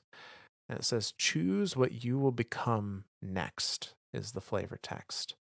And the lore card goes like this: light forgets, darkness remembers. Once a ghost was heard to speak thusly: this one is Luzaku. Here, this one tells what is known of sky. Sky is the breath taken between actions. It permits speculation. It invites doubt. It slips from sight and grasp, yet persists. This one's ghost would have us yield to certainty. He wishes us to walk the bladed path, to seek hive strength in the witch queen's abandoned logic, whereby all things prove themselves in slaughter. This one turns from simple inevitability. This one makes a choice. This one does not kill and does not die. Yet this one exists, Ayat. What follows? What other choices are to be made? This one must know. This one hides within a blade ship of the Witch Queen's great foe. This one's ghost is angry now, but he remains. In the hollows where a worm once coiled, this one senses our swift motion through firmament toward a center. This one seeks sky. In the sky there are many paths. In the sky there is change. And that's the end of that card. I mean, what else is there to say? I Like, mean, we have dove pretty deep on Luzaku and kind of her philosophy and what drives her. And this is just kind of I think maybe the starting point of her introspection as she is entering the Pale Heart. I think there's also a level um, and I think all guardians are starting to understand this more and more. That idea of harmony, that idea of balance. Like, you can't be too much dark, you can't be too much light. Like, you've got to find that harmony of, like, there are things to be learned from darkness, there are things to be learned from light. But if you lean too far into one or the other, you're gonna go insane. So yeah. Yeah. So the next here is focused around Keitel, and a very interesting idea that hadn't really come up before for me until this card. And I was like, oh, yeah. Uh, so this one, the lore card goes like this, and this is the gloves, the first ascent gloves. Light forgets, darkness remembers. Keitel wonders what waits inside the traveler. She's heard the stories from Red Legion defectors about how it swallowed Gaul like a war beast choking down a bone. He's still in its belly, a Valis on her war council had once told her. And Saladin Forge had made a breathy sound through his nose that Keitel interpreted as laughter. That was days ago. Now she stands on the bridge of her ship, wondering what of Gaul remains. The traveler's glow reflected in the black of her eyes and the ornamental jewelry she wears on her tusks. She does not feel the pull of it, as she imagines Gaul did, or even Saladin's quiet reverence. It is not a thing to be conquered or worshipped, but it is important to the people who are important to her, and that is all that matters. When she hears footsteps behind her, she does not turn. She already knows who they belong to. I did not request your counsel, she says without reprimand. But if you have something to say, then speak. Must I always have some wisdom for you? Saladin asks. Can't we simply await the end in comfortable silence? Your worth is your wisdom. It is the only reason I let you live. Saladin makes the noise once more. He knows it isn't true. And so does she. And that's the end of that one. Oh, they like each other. I think they like each other in the sense of like brother and sister. Like there's a understanding. See, this, and maybe that's the same understanding that Zavala has too. Maybe it is a sense of family, and not an actual like love interest or anything like that. Maybe it's this sense of understanding of a warrior's position uh, in life and on the battlefield. Like it's yeah yeah. Oh, I like this one. So yeah, it is interesting to think about though, like, yeah, like, from a Cabal standpoint, before, Keitel, of course, did end up entering the Pale Heart. She showed up in like the final mission of Yep. the campaign. But yeah, you had to wonder. Uh, all of them are like, if we go in there, is Gaul gonna be there? Like, Like how? that's the thing. Yeah, Like they viewed the Cabal really did view this thing, and again through Gaul's forces was like, I need to conquer this thing. This was a thing to be conquered because that's just like the Cabal mentality, right? Like I see something I want, it needs to be conquered, and yeah, that's just their way of life. That's just how they operate. Um, but then after that, like I truly think that conquering the Traveler, I put that in quotations, was like the first true failure of Cabal. That like this yeah. was not a conquerable thing. This is not a thing that can be trapped and caged and controlled or anything like that. Like Cabal's right hand man, which I still can't remember who he is, uh, was like, "You are Cabal. Like you take what you want. Like this is the way." And then even Gaul was like questioning it. Was like, "No, I don't know that this is the way or whatever." So yeah, like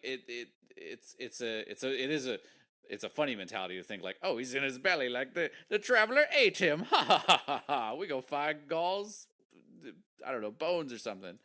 Yeah. Um, but yeah, like to think that it's something that Keitel, I think, is starting to change that mentality of like the traveler truly isn't something to be conquered. It's something to be. I don't know what the Cabal word for it would be. I want to see. I want to say revered, but that's I don't know that the Cabal would do that. I don't know. Well, and she even says it's not something to be conquered or worshipped. I Oh I yeah, don't yeah, think I yeah, don't think Keitel really gives a shit about the yeah. traveler in any I'm starting. fundamental I'm way. starting to think that more and more. Like she just wants her people. She wants to. She wants to like shed the bonds of like the bad parts of what it is to be a Cabal and like embrace the good parts of being Cabal. Like or look at the things that Cabal do in a good light. Like yeah, we fight each other for position and seats on the council or whatever, but like that's a good thing to show strength. Like yes, we want to show that being Cabal is something strong, but we don't want it to be at the detriment of all of Cabal. Like we don't want to just start like fighting random things and just start killing ourselves off. So yeah, I like this. That idea of like it's not to be worshipped or conquered. It's just a thing that is there. Mm-hmm. It's just a part of the The bigger world, part picture. of the Yeah, yeah, universe. Yeah, yeah, yeah. I like it. yeah. So this next one is the First Ascent chess piece, the robes. And it is another interesting viewpoint into Ikora, actually, and really like gets me wondering about what was her life like before, the moments we know about, before she was, or even while she was kind of Osiris's like student, or even before that, because we really don't know all that much about Ikora's history. I But this one um goes like this. Light forgets, darkness remembers. Ikora studied the strange approximation of the tower. Dust kicked up around her as the wind gusted through creaking halls. She felt the pull to explore, to find her old office, to see just how deep the recreation would go. But as she took a step up the stairs, her foot caught something, a small but familiar rectangular shape. She picked up the book and gently brushed dust from the cover. It was a copy of The Spine Tingling Adventures of Sedona Kane, P.I. The pulpy covered art told her it was the fourth installment of the series, with the subtitle The Curious Case of Dr. Pennyworth. Light forgets, but darkness remembers. Darkness, in a place of such potent light, would be enough to manifest everything. She flipped through the book, and even the coffee stain still adorned page 95. Flashes of memory came back to Ikora as she studied the bold colors and heavy lines of the book's tattered jacket. She recalled kicking her feet up against the wall in her bunk one night after a particularly nasty crucible loss, Officius's glow providing just enough visibility. Remembered cleaning the spilled drink off the pages in the mess hall and praying that there was no lasting damage. And thought of other moments, of a warm hand covering her own as she read the text aloud for the thousandth time. The warlock held the book to her nose just to take in the scent of the pages once more. Light forgets, darkness remembers, and so would she. And that's the end of that one. I think the most telling line of this is that whole, like, even in this immense place of just overwhelming light, even a speck of darkness is going to remember every single detail because that's just how it operates. Mm-hmm. Like everything of that book was meticulously recreated in this space because that's just how it would be. Like there's no other way that it could be. Um, so yeah, it's interesting to me to like. I mean, even the coffee stain was like in the same spot, same shape, same everything. Like it's that's what blows my mind about that idea of like darkness remembers every single teeny tiny detail, that it could just recreate anything as long as it has the ability to recreate. And again, coming back to that idea of harmony, it needs the light to be able to recreate. Like Right. otherwise the memory is just a, what would you equate memory to? Code? Like it's just software. It can't do anything on its own. It Yeah, doesn't it's exist without the hardware. right, it's just data that can't be made into meaning anything meaningful until it has an avenue to do so. Yeah. Yeah. Yeah. Yeah.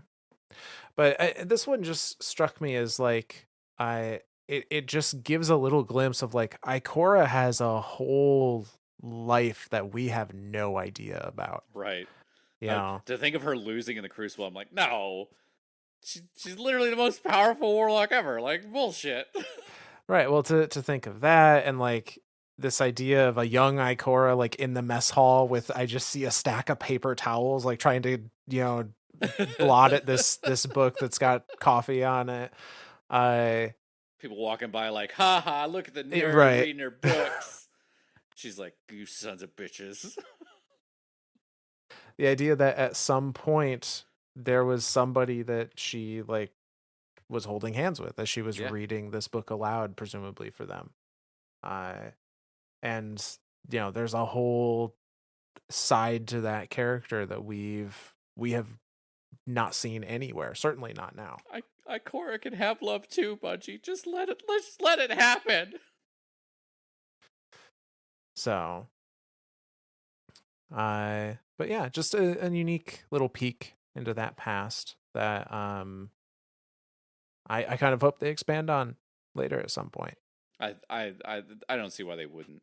Like Ikora truly, like, we know so much about Cade. We know so much about Zavala. Well, I say we know so Yeah, much about, like, Zavala. Obviously, we know the most. I feel like Cade, we're yeah, starting to get more and more of, and we've gotten little glimpses into his. I mean, even pre Guardian life.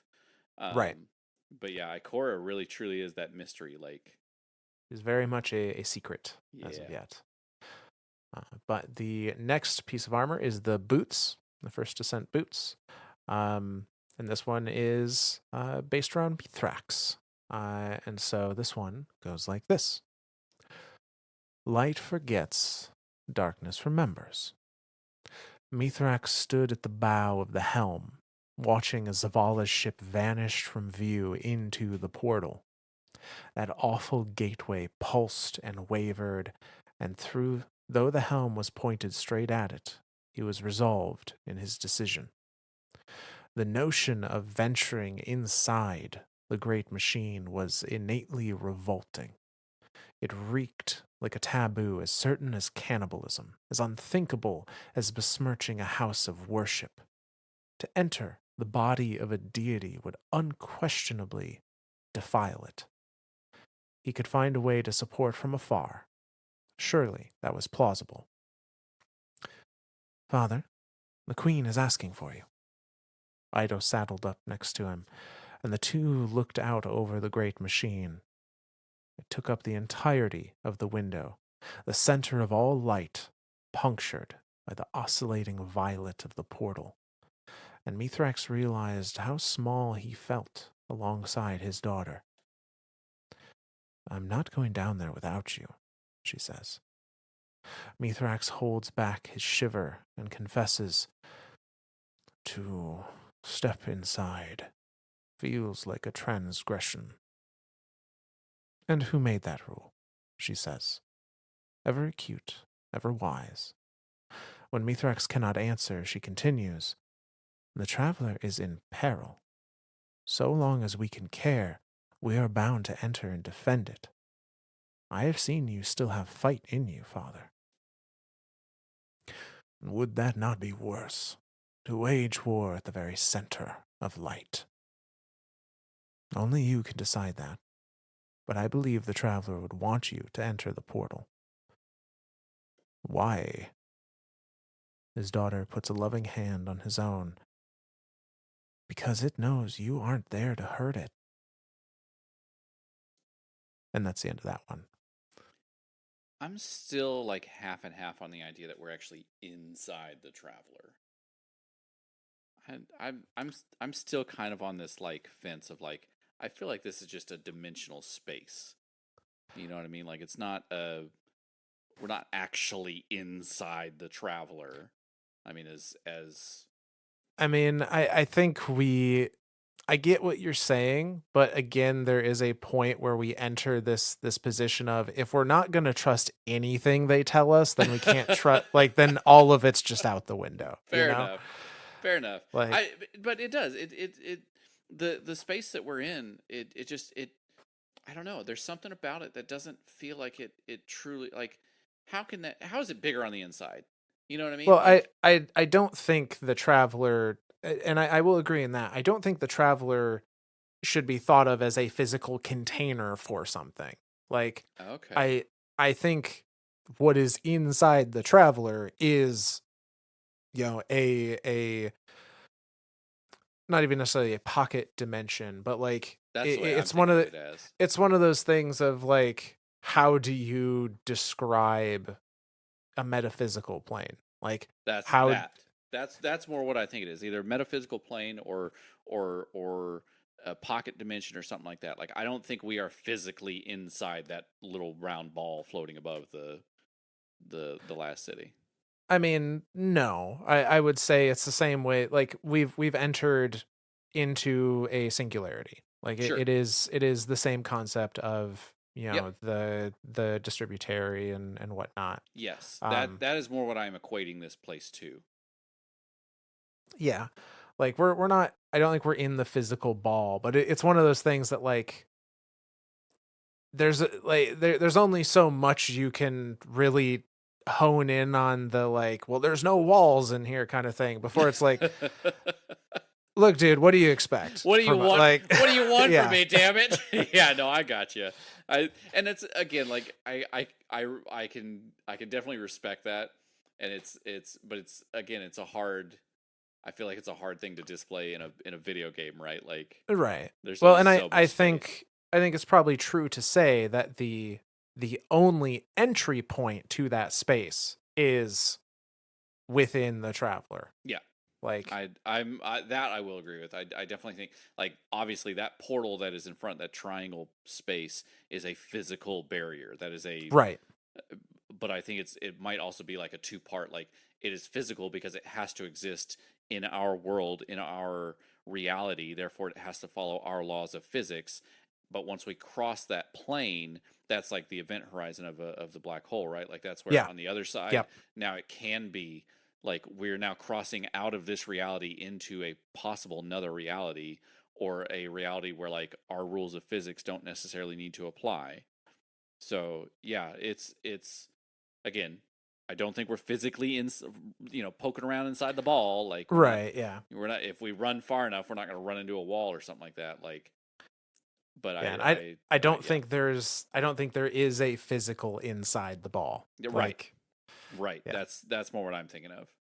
Yeah. No, I got you there. And funny enough to be on that topic, because the class item for the first ascent armor, the last piece here, uh, discusses the distributary in a way, um, through the eyes of Mara Sov. Uh, Oh, oh, so, so this one goes like this: Light forgets, darkness remembers.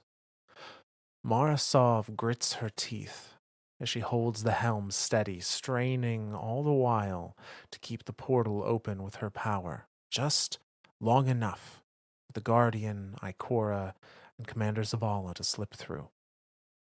Mara shifts focus to watch the live feed in the view screen behind her as the Guardian took their first steps into the Pale Heart. And instantly, she remembered what it felt like to be first. She remembered unending emptiness, the spark of protons, cold rock against her back, and the sensation of spilling upwards eternally. She remembered glacial till veined with platinum, a forest that spread mycelium, and alpine saddles cradling crystal clear lakes. She remembered a world so young and so old, where all life was equal, meaningless, and meaningful.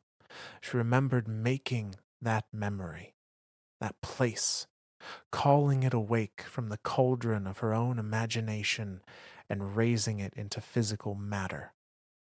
Her lips curl into its name, the distributary. Mara would never see that world again, and yet on the grainy video stuttering before her was its doppelganger. It was not home, but it was close. And the video feed sputtered out. A roar of violet streaked past the helm, and with a sudden silence, the ship burst from the portal into open space. The portal did not snap shut behind them. The witness must have let go. Mara caught her breath. Her hands shook. There was no sign of Crow or on comms, no sign he was alive other than the tug on her own heart. She glanced back to the traveler and the pale heart within, and Mara thought once more of home. Then that's the end of that one. yeah. I'm telling you, this is, yeah. Yeah. This the doppelganger. That's, yep, Yep. yep. Yep. I got nothing to say. Yep. It is its own distributary, its own Yeah, singularity. and I'm curious too, because again, like that touch of pure light and dark, how the distributary was created by passing that event horizon there where they touched. Um, I'm curious if she could actually, if there was a way to master that, could we revisit the distributary?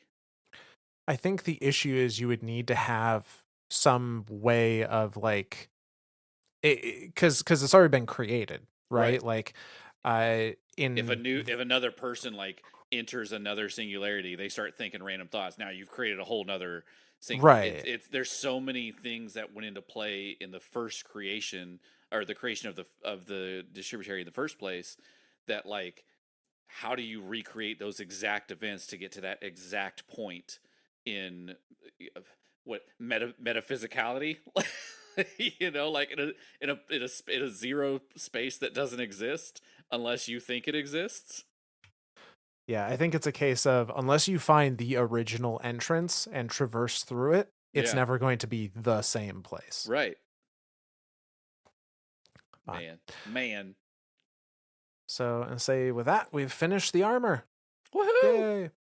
Uh, These are a lot of little neat like introspectives of like yeah. individuals. Like the exotics, I definitely feel like are more, especially the class ones, are very much like thinking about your class and your relationship to the traveler, and then the individual armors for the exotics, the non class item exotics. Those I definitely feel like are again more telling stories of different point in time, and then Yes. like the ones for the legendary ones for the Pale Heart.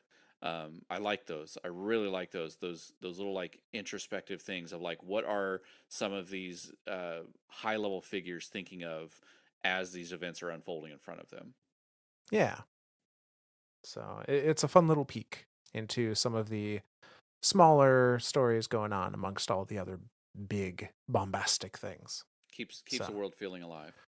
it does. It really does. But yeah, so that's gonna end our readings for the episode. But we do have a couple of shout outs that we want to go over here. Yeah. Um, so the first comes to us via our Gmail. This comes to us from Yeti, and they say, "Hey guys, I've listened to every episode, and love your love for the lore. Listening to the latest episode, I had a random thought. Y'all talked about how there wasn't a speaker for a previous system that was visited by the traveler. What is it about the speaker? Excuse me.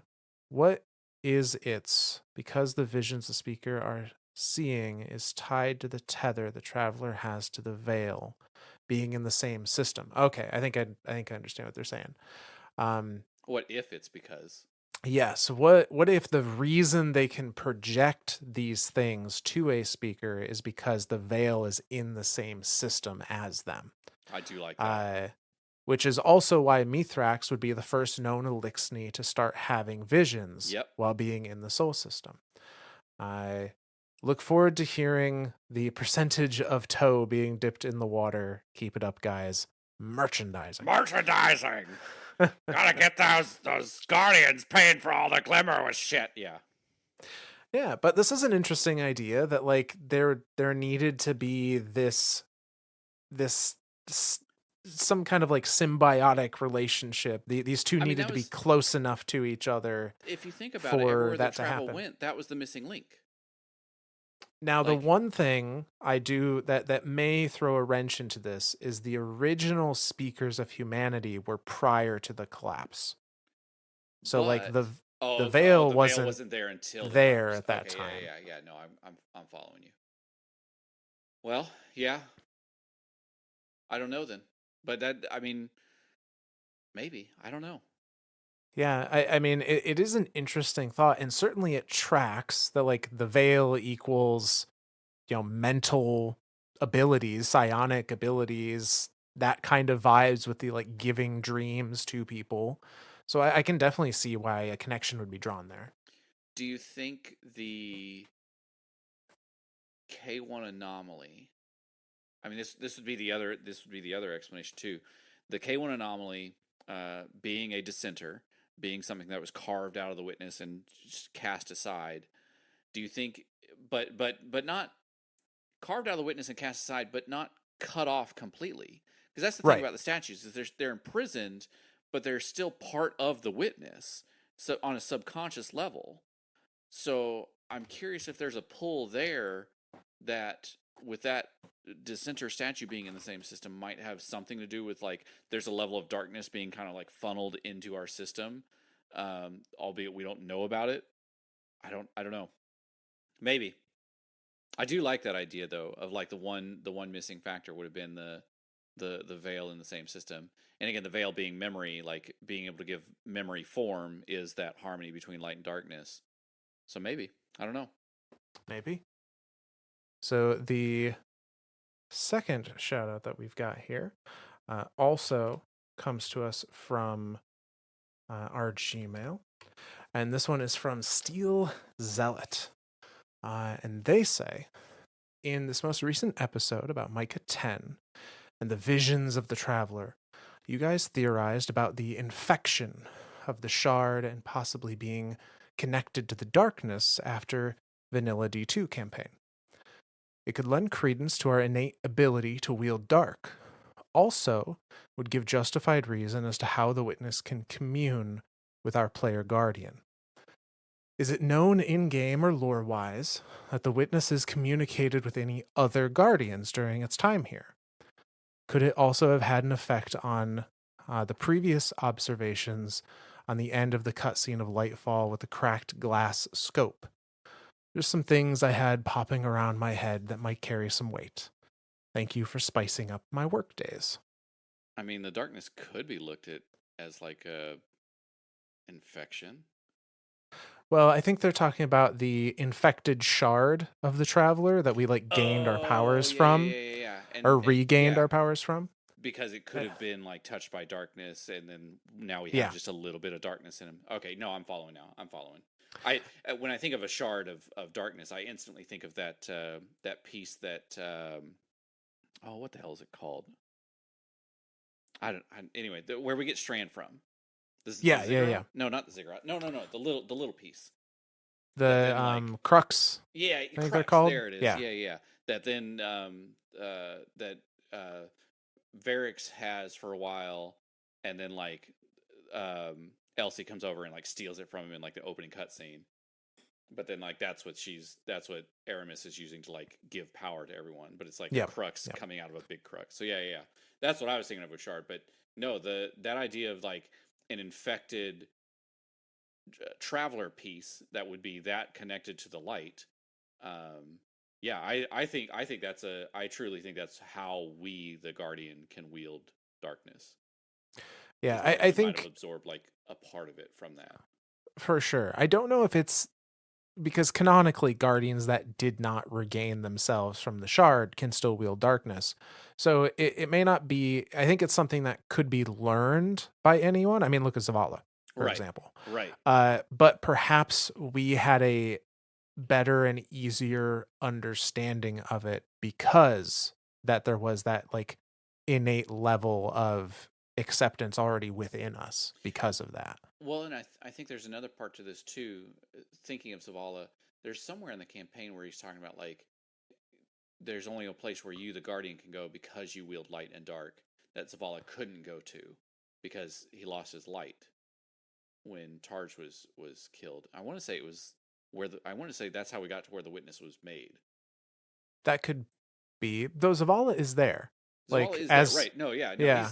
he's there, but like I'm trying to remember where it was in the campaign where Zavala says some type of line of like it's only you can go, only the Guardian can make it there, or only the Guardian can do something I because wonder if it's in reference to that space where we're destroying the statues.